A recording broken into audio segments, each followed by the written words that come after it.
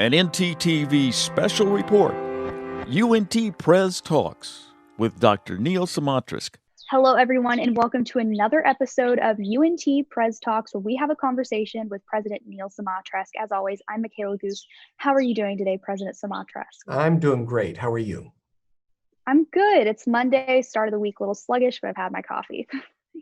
So I would just like to tell everybody ahead of time that all of these questions are coming from you, the community. I released the question on both Facebook and Twitter for you guys to tell me what you guys want to know. So to start off with, last week you released a statement talking about your plan for this coming graduation for the seniors that graduated last spring. Can you tell me in your own words what exactly is going to happen? Well, we really wanted to have live graduation for people, but there's no end to this pandemic in sight. And the one thing that we realized was that if we kept stacking graduations, spring, summer, fall, maybe next spring on top of each other, we could potentially have 20,000 people trying to graduate all at once. That's too much to handle in potentially very unsafe conditions. So people were saying, well, why don't we do it at Texas Motor Speedway and a number of other venues? Because some high schools did.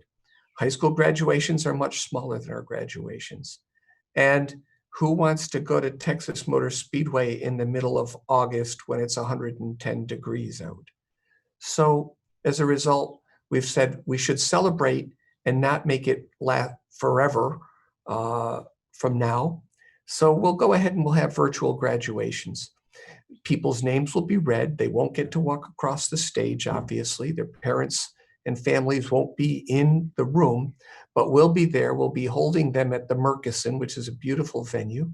And hopefully for those who feel they need some closure and want to celebrate, this will be great.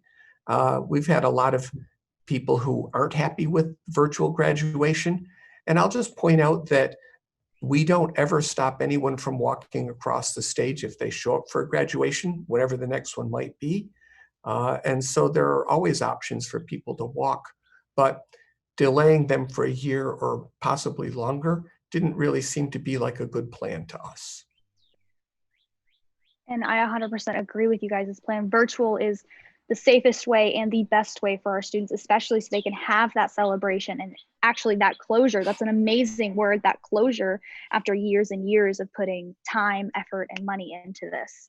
Now, moving on, traditionally, freshman students live on campus in one of the UNT dorm halls for their first year, but in a pandemic, this possesses many problems. I had multiple parents asking that if their student does not feel safe, that their roommate is not following safety protocols, but they are, will the roommate who is following safety protocols be able to request for maybe a roommate change so that they are away from the potential hazard that their roommate possesses?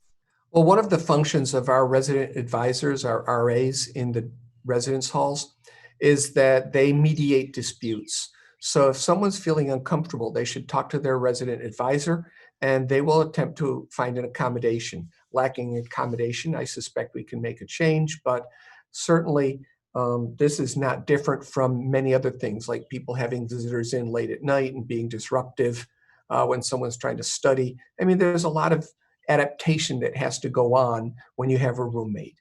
And with a little bit of luck, we have the right matches for the right people and the right mediation with our resident advisors to manage situations ranging from the social behavioral situations to issues around COVID. This is just one more thing that RAs are going to have to worry about, but it's all about adaptation. And previously, a couple episodes back, you talked about random testing that UNT plans to do in dorm halls and the subsequent quarantining of any student testing positive. What happens if the quarantine space fills up? And also, would any student who wishes to quarantine at home with their parents, if they're a freshman, would they be able to do that?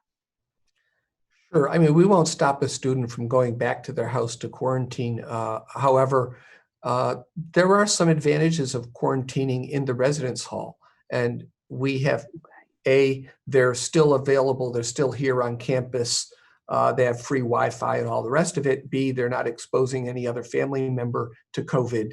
But I'm sure that we'd be willing to make whatever accommodation for someone who had to quarantine possible. And C, they get testing. Students here will be tested. Students won't be charged for testing. Their insurance will be if they have insurance, but if they don't, we're not going to turn away anybody. And we have two Sophia 2 machines which test for antigens. A positive is a very accurate test. A negative is, there are false negatives in this test, but that way we can kind of understand and give the student the best medical advice possible, because something tells me we're going to be very much experts at this in the near term. And any student who wants to be tested for COVID, would they just have to let the Student Health and Wellness Center know, or would they be having to be, I'm so sorry, I messed that whole thing up, or would they have to qualify for the random testing? We're not just going to test every student who thinks that they have, who wants to know if they're going to be, if they're COVID positive. What we're going to do is test people who have an exposure, a known exposure. We have the capability of running maybe somewhere around 120 to 200 tests a day if we have to. But we don't want to overwhelm the services with people kind of just wanting to test for the sake of testing. So if you are exposed to someone and you're part of our contact tracing, we will test you. We will also quarantine people or ask them to self-isolate as a result of that.